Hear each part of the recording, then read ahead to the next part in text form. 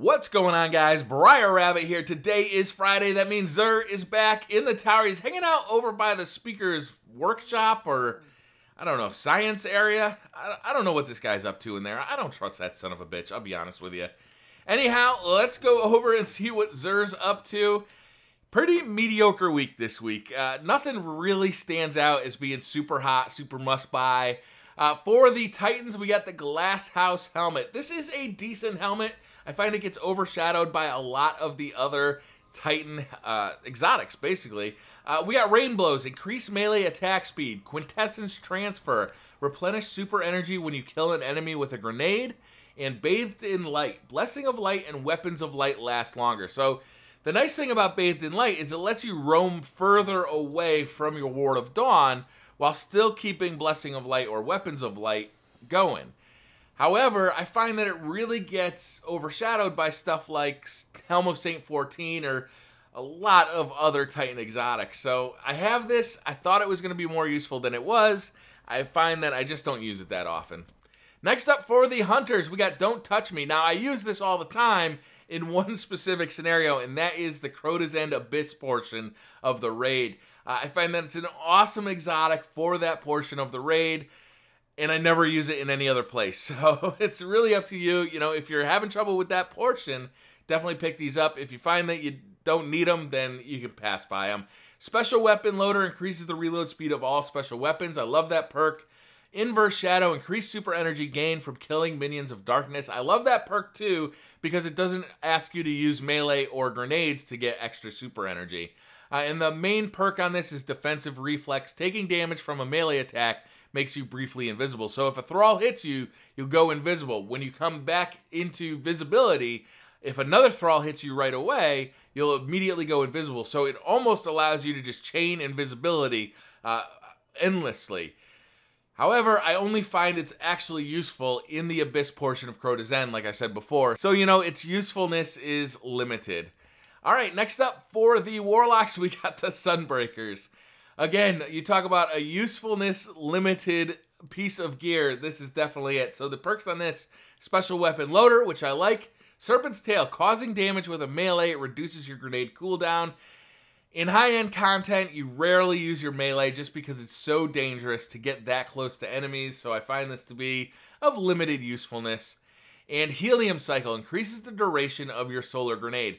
Now, if you have the perk for your Warlock that gives you double grenades, and you are running these, you can get your solar grenade, you can get 2 of them out there, blocking either 2 doorways or doing double damage on a boss that doesn't move around a lot. You know, limited usefulness. You can find ways to use these, but there are better exotics out there for Warlocks, definitely. Next up, for a weapon, we've got Dragon's Breath. Okay, so this would be a good rocket launcher if it were not a solar damage and it just had to get compared head-to-head with the Gjallarhorn all the time. It's solar damage just like Gjallarhorn. Gjallarhorn does more damage, and that's what you want out of a rocket launcher. Other than that, it's a pretty cool rocket launcher. Its perks include Tripod. This launcher's tube can hold 3 shells. And Pyromancer. Rounds fired from this weapon leave a solar flare upon detonation.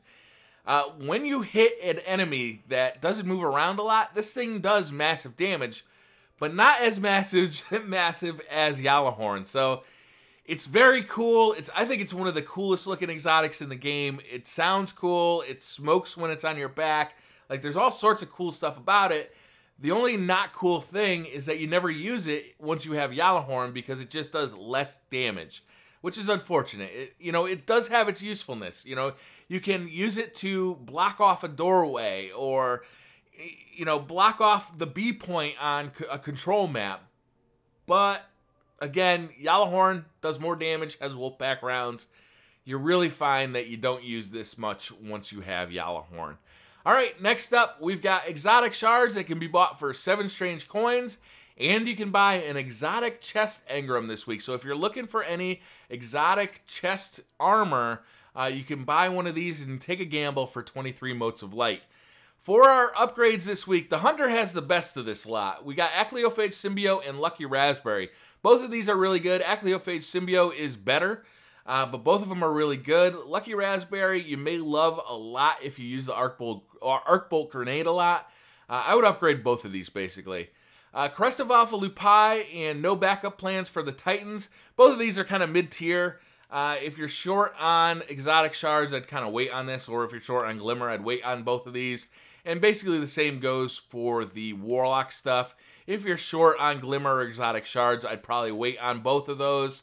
Apotheosis Veil is useful for the boss fight in Crota's End on hard mode because you can replenish health when you pick up an orb.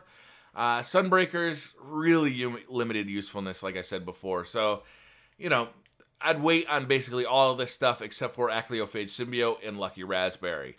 For weapons, we've got Bad Juju, Mida Multi-Tool, Thorn, Patience in Time, Thunderlord, and Super Good Advice. So, Super Good Advice, Thorn, and Bad Juju can be re-earned by rerunning their exotic bounties.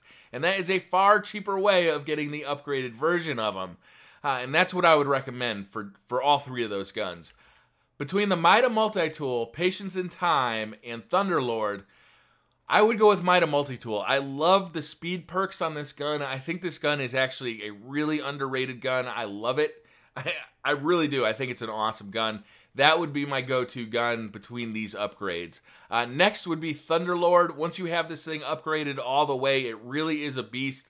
It's good in PvP. It's good in PvE. It really is. It's a great gun. And my last one would be Patience in Time.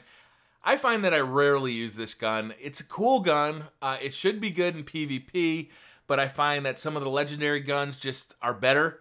And the only time I use it in PvE is when there's an Arc Burn Nightfall. All right, so for curios, we've got Pulse Rifle Telemetry, Fusion Rifle Telemetry, and Rocket Launcher Telemetry. So if you're looking to upgrade any of those three weapon types faster, pick some of these up. We got Plasma Drive and Emerald Coil, so that if you want to upgrade a rare Sparrow to legendary status and change the color of its contrail, you can pick those up. And we've got Heavy Ammo Synthesis, which I'm always happy to see. I swear to God, Crota's End has gotten much easier to complete with a random fire team now that Heavy Ammo Synthesis has been getting sold on a regular basis. So many more people have rockets now. It's much easier. So let me know, did you guys pick up anything this week from Xur? Let me know down in the comments. I did pick up the Sunbreakers because I didn't have them for my Warlock as of yet. And that's going to do it, guys. Thank you very much for watching. Hit that like button if you liked the video. Hit subscribe if you're new to the channel. And I'll see you guys next time. Bye.